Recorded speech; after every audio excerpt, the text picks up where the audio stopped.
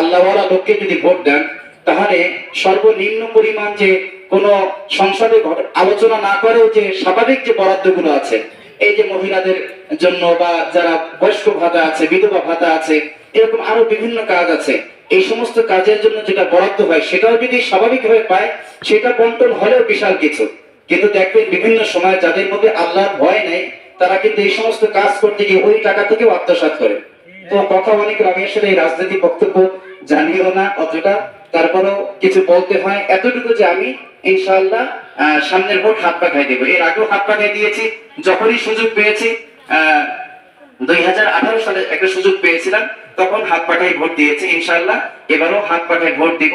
তো আপনারা ইনশাআল্লাহ চেষ্টা করবেন হাত পাখাই ভোট দিবেন। এবং আরেকটা হলো হ্যাঁ ভোট, আমরা ইনশাআল্লাহ হ্যাঁ ভোট দেবো। যদি অনেকের কথা আছে যে বিসমিল্লাহ, তো ওই যে কি বলে একটা জুলাই অভ্যুত্থানের জন্য একটা কি তৈরি করেছে, সেখানে হ্যাঁ ভোট যে দেবো ওখানে বিসমিল্লাহ নাই।